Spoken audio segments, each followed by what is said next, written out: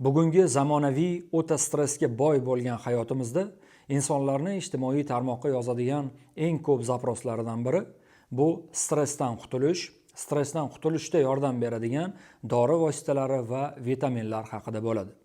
Menga ham juda ham ko'plab obunachilarim stressdan qutulishda yordam beradigan, stressdan chiqib ketishda yordam beradigan dori vositalari yoki vitaminlarni tavsiya qiling deb murojaat etishadi. Mingdan ming afsuslar bo'lsinki, bunday preparat, bunday vitamin mavjud emas. Bugungi kunda o'ta stressga boy bo'lgan hayotimizda biz stressoustoychivost, ya'ni stressga bardoshli bo'lish xislatini shakllantirishimiz kerak bo'ladi.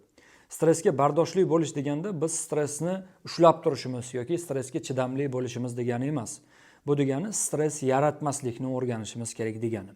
Ko'pchilik insonlar stressni yaratishadi-da, keyinchalik mana shu yaratilgan stressdan qutulish uchun dori, vitamin yoki qandaydir usullar izlashadi. Aslini olganda biz stressdan qutulish emas, shu stressni yaratmaslikni o'rganishimiz kerak. Bunga esa biz psixoanaliz hamda psixoterapiya yordamida erishishimiz mumkin bo'ladi.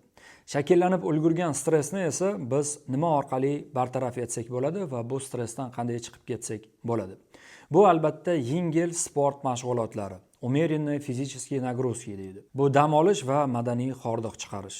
Bu hayot davomida to'plangan tajriba va xulosalarimiz yordamida stress holatidan chiqishni o'rganish. Bu bilim olish va albatta bizga stress holatidan chiqishga yordam beradigan kitoblarni o'zlashtirish.